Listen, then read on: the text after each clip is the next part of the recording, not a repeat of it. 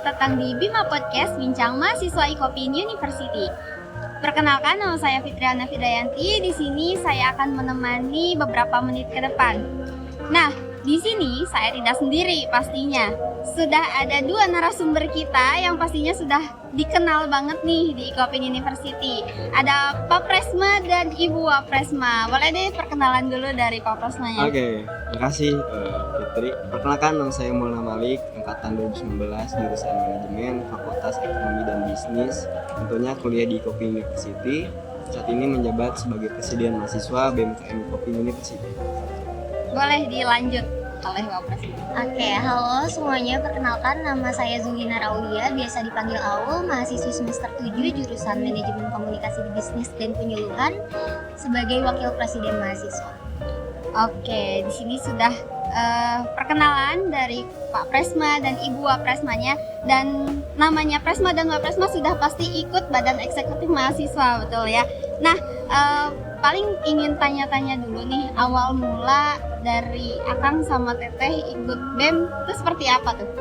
Ya, dari siapa dulu nih? Dari Akang. Boleh dari Akangnya dulu ya. Oke, kalau Akang dulu ikut BEM itu tahun 2019 pada saat ada program staf muda yang diadakan oleh BMKM ini tahun 2020 berarti ya, kabinetnya Raksa Karya. Ya, dulu emang sempat udah udah ada planning sebenarnya masuk BEM, karena memang ada beberapa faktor dorongan juga, ya akhirnya mencoba untuk masuk sampai sekarang tetap bertahan sama 3 tahun kemudian kayak gitu sih. Wih, sudah bertahan 3 tahun ya. Nih dari Ibu Wapresnya kayak gimana tuh? Oke, kalau aku awal masuk BEM sama satu periode sama Baim itu di kabinetnya Raksa Karya. Awal mula kenapa masuk BEM karena dari SMA itu sering banget ngelihat mahasiswa pada demo. Nah, awal mula tertarik masuk BEM itu karena demonya. Ya ternyata ketika masuk banyak pengalaman yang diambil, jadi ketagihan sampai 3 tahun. Oke, terinspirasi dari demo yang sering viral ya. Iya, benar. Nah, kenapa sih kok masih betah gitu? Kok masih mau gitu untuk tetap lanjut di BEM?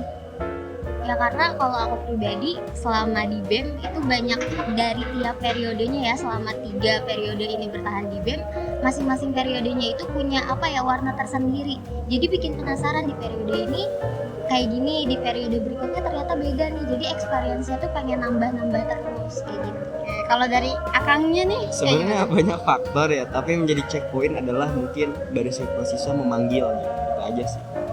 Oke, pernah nggak sih dari kalian sempet kepikiran mau ya udah deh nggak usah lanjut gitu di BEM? Sempet nggak? Gak pernah sih sebenarnya. Oke, karena pengen lanjut ya. Iya, gak pernah kepikiran. Kalau dari Teh Aulnya? Kalau dari aku pribadi, yang namanya manusia pasti punya titik jenuh. Kalau aku pernah ada di titik jenuh dan pengen kayaknya udah deh enough, tapi nggak tahu kenapa ya merasa terpanggil lagi, kayaknya udah jenuh, tapi enggak deh ikut lagi kayak gitu. Oke, berarti ada keinginan sendiri, emang mau, tapi kayak ya tetap bertahan lah ya. Oke, nah di sini kita sudah tahu ya, Akang dan Teteh ini juga aktif di UKM gitu. Nah, gimana sih caranya Akang Teteh untuk membagi waktu antara menjadi Presma dan Wapresma dengan tetap aktif di UKM-nya masing-masing? Ya, kalau saya emang kebetulan di UKM, alhamdulillahnya ya ketuanya memang paham dengan keadaan di BEM, jadinya dijadikan anggota gitu. Jadi pembagian dalam jobdesk segala macamnya pun memang terbilangnya cukup ringan, tapi sifatnya itu spontan. Karena kan sebagai anggota pastinya ketika ada arahan ataupun dari koordinator ataupun ketua pasti langsung dilaksanakan gitu ya. Ya pada akhirnya emang waktu-waktunya dicuri-curi gitu, ketika emang bisa melaksanakan kegiatan UKM jadi langsung dilaksanakan gitu sebagaimana mungkin. Tapi kalau misalnya tidak bisa ya dijelaskan secara logis gitu sehingga emang bisa ditolerasi alasan tersebut. Itu sih. Begitupun di organisasi yang lainnya gitu ya. Memang kebetulan rata-rata di tahun ini semuanya rata ketua umumnya memberikan tanggung jawab menjadi anggota sih, mau di UKM ataupun di organisasi yang lain. Oke, berarti ada toleransinya dari UKM-nya gitu. Nah, untuk Teh Aulnya bagaimana? Kurang lebih sama ya kayak gitu. Tapi untuk time management antara UKM, terus BEM dan lain-lain ya sebenarnya timelinenya sama aja. Kayak misalkan kita kuliah ya kuliah dulu gitu waktunya di UKM waktunya di BEM lebih memilih yang mana yang lebih prioritas sebenarnya. Oke, berarti lebih ke skala prioritasnya dulu ya. Nah, kita ngomongin ke apa ya, awal mula Akang Teteh menjadi Presma dan Wapresma. Pastinya kan ada pembentukan kabinet, ada ya hal-hal yang perlu disiapkan di awal periode ya. Nah, paling gimana sih sejarah kabinet Adisti ini terbentuk gitu, dari mulai penamaan, dari mulai makna dan lain sebagainya? Awal mulanya kabinet Adisti terbentuk karena kita berdua mencalonkan diri sebagai pasangan calon ya kan. Iya, benar. Gitu terbentuknya. Nah, kalau untuk pemilihan nama sendiri itu sebenarnya awal mula itu ada dua ya, ada dua pilihan. Cuma kenapa memilih untuk Adisti? Ya, Adisti itu dari bahasa Sanskerta artinya matahari, dan kita pengen di kabinet ini tuh ya seperti matahari gitu. Kita sebagai kabinet yang ditunggu-tunggu, memang aku tadi menyebutkan ya setiap kabinet itu memiliki warnanya tersendiri. Tapi di kabinet Adisti ini pengennya warna oranye, enggak maksudnya Warna oranye kayak matahari ya. ya pengennya tuh hangat gitu kan, Ya. seperti matahari. Jadi fajar yang ditunggu-tunggu, terus sunset nantinya yang ketika kita menutup periode itu benar-benar dikenang sama orang-orang gitu. Simpelnya. Oke. Kalau nggak salah waktu itu juga nggak sebulan sih, beberapa minggu untuk penyusunan kabinetnya, kalau nggak salah ya, masih ingat.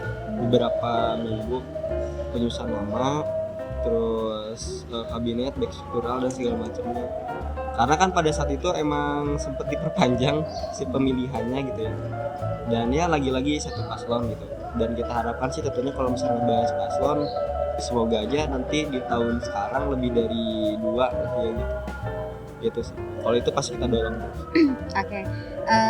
Nah, berbicara tentang kabinet nih, apa ya, bukan keunggulan tapi pembeda antara kabinet Adisti dengan kabinet-kabinet yang lainnya, yang mana kan memang Akang Teteh ini sudah beberapa periode juga kan di BEM. Apa sih yang membedakannya?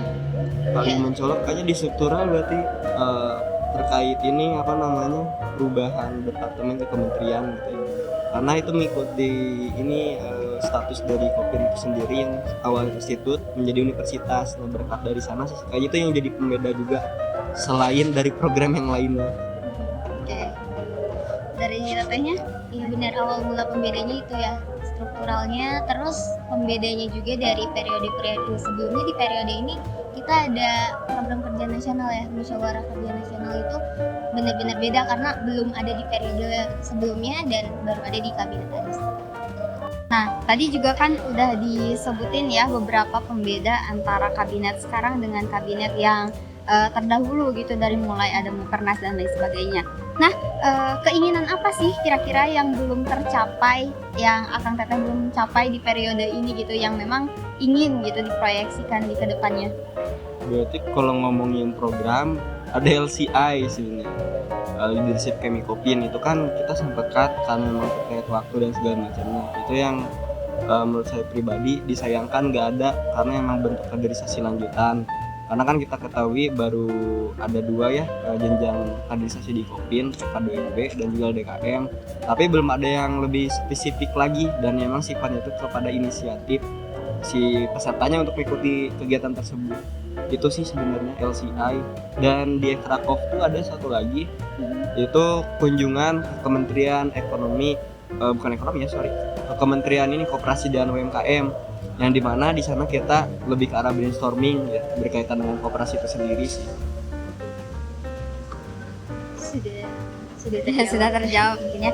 Nah, tadi ada beberapa yang LCI ya seperti itu. Nah, mungkin ada gak sih program kerja lain yang memang ingin dipertahankan gitu di kabinet di selanjutnya? Beasiswa Adisti. Beasiswa Adisti kalau bisa ya itu jadi program yang terus berkelanjutan lah sampai periode selanjutnya gitu. Oke. Ada lagi dari Akangnya? Mukernas gitu ya. Mukernas. Ya Mukernas enggak sih. PKDMB udah pasti gitu. Itu sih pastinya beasiswa Adisti. Dan harapannya LCI mungkin bisa di tahun depan. Gitu sih. Oke. Mungkin sekaligus aja kali ya harapan dari Prasma dan Waprasma gitu, harapan dan pesan-pesan gitu untuk periode selanjutnya mungkin. Kalau pesan harapan sebenarnya nggak terlalu banyak ya. Ya pada akhirnya semoga progresif, nggak konservatif. Dalam artian semoga yang belum kita capai sekarang bisa dicapai oleh kalian semua. Karena kita percaya gitu ya, kita pun banyak kesalahan, ada banyak hal yang belum kita capai, ada banyak hal yang belum kita sempat persembahkan untuk keluarga mahasiswa Kopin. Harapan besarnya bisa disampaikan oleh kalian gitu, karena bagaimanapun ini bukan soal periode tapi soal lembaga gitu. Itu sih sebenarnya. Ya dari katanya Iya benar. Yang sudah baik di kita pertahankan, yang masih kurang baik kayak diperbaiki ke depannya kayak gitu sih. Jadi nanti kan banyak juga nih mungkin dari yang periode-periode di kabinet Adisti ini lanjut di kabinet berikutnya. Itu analisis saja kesalahan-kesalahan kita, kira-kira kurangnya apa dan tolong diperbaiki gitu. Jadi semoga kedepannya BMKM Kopin itu jadi lembaga yang bener-bener mateng ya. Jadi baik lah kedepannya kayak gitu pasti. Harapannya itu aja sih pastinya, lebih baik, jangan sampai malah makin undergrade. oke, ya harapannya bisa lebih diperbaiki aja dari periode sekarang, dijadikan apa ya, perbaikan kayak gitu ya. Baik, mungkin segitu saja ya Akang Teteh bincang-bincang kita pada kesempatan kali ini. Terima kasih juga sudah menyempatkan waktunya untuk berbincang-bincang di podcast kami.